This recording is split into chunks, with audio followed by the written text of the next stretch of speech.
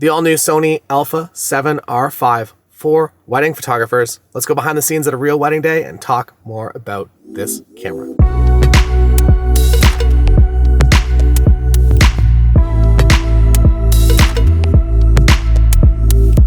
So for us as wedding photographers, the most notable upgrade is the AI autofocus chip.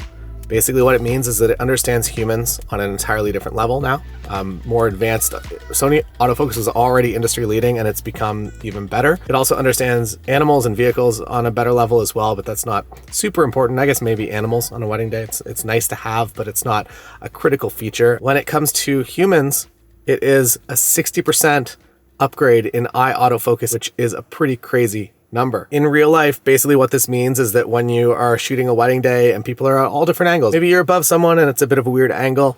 Now the camera has enough data on what a human being looks like and acts like that it knows the skeletal structure. So it knows how to prioritize body parts, which is a bit of a strange thing. And with this, I have already noticed that I just feel like I'm very much on the same page as this camera. It takes a lot of the tiny decision-making away from me and allows me to focus on compositions and actually being there in the moment and capturing the best image in the best light possible. Also, at the end of this video, I'm going to be talking a little bit more about the gear. Plus, don't forget to subscribe. Also like this video if you like this video, because I will be uploading a video that's all about my Sony wedding kit with the new edition of the Sony A7R5.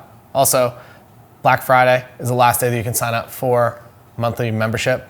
So if you want to get on the members website, which comes with access to all my courses, all my presets, get in before Black Friday. After Black Friday, you can still sign up, but you have to sign up for the annual rather than the monthly. The monthly is disappearing and you can only sign up for the annual. So back to the wedding day. So one of the other updates for AI is that the auto white balance and auto exposure has gotten a lot better. So today I'm going to be running on auto white balance, as you can see right there. Okay, so you couldn't really see much there. I'm photographing a real life wedding, so I'm not focused too hard on the behind the scenes. Auto white balance, significant improvement overall. Some other very nice upgrades, the screen here. So as you can see, it's fully articulating, but it also does the Sony A1 tilt. So you can go Sony A1 mode, or you can go fully articulating screen mode. The screen itself has also seen quite an update. It's honestly very, very, very nice to use. And it definitely is one of the things that I was waiting for in this camera. Ergonomically, I have this camera set, so C2 button up here is set to APS-C mode. So if I'm, say, on this 24-70, I get to 70, that's not enough zoom. I hit this button and I go into APS-C mode.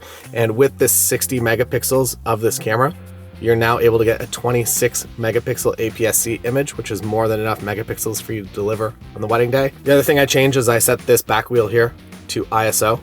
In my opinion, that should come standard. That's just where ISO should be. You have your shutter speed here, ISO on this wheel, and aperture on the front. Ergonomically, it is by far the nicest setup as far as controls go, that you're not going down here to access your ISO. Everything is just quickly available to you exactly when you need it.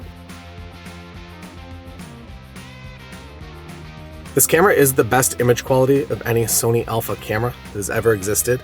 It is 60 megapixels, which means that it might chew up a little bit of data throughout the day. If you have smaller cards, you might want to buy some larger cards.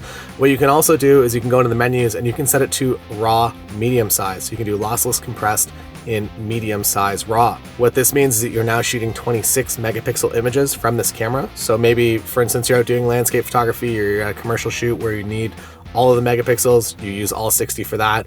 And when you go to a wedding day and you know you're not going to be printing those 6, 10 foot, 50 foot banners, whatever, I don't even know what 60 megapixels can print, really, really large. And when you go to a wedding day, if 26 megapixels seems more reasonable to you to get a little bit more out of your cards, I am a huge champion of putting 2 cards in here and not removing them. I don't want to be putting cards in card wallets. I like to show up with enough data to capture the entire wedding day. And maybe that means for you going down to that medium size raw mode. All right, here's a high ISO example at 10,000 ISO, which is usually about the highest I would naturally have to go on a wedding day. I'm usually using faster lenses, 2.8s, 1.4s, 1.2s. And there it is, wedding day, Sony A7R5. Really, really enjoyed the experience. Everything just feels faster, more responsive. It seems to know what you're after a heck of a lot better. And especially with weird head positioning. So if you're in a, I don't know, like getting ready coverage, you're in a bit of a weird spot. maybe a regular camera couldn't see eyes, mouth, couldn't identify it as a person.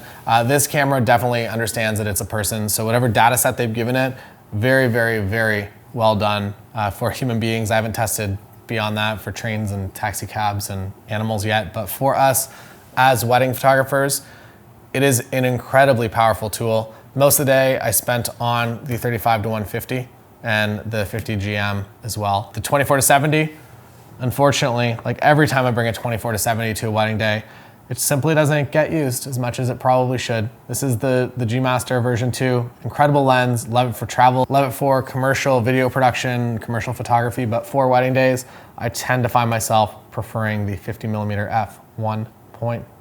So again, Black Friday, last time you can sign up for the monthly membership. So if you're interested in getting in on the monthly membership and getting access to all of my courses right now for $40, you can do that, but only until Black Friday. After that, you have to sign up for the annual plan, which is also a great deal and comes with all the same things, but just more of a commitment than monthly.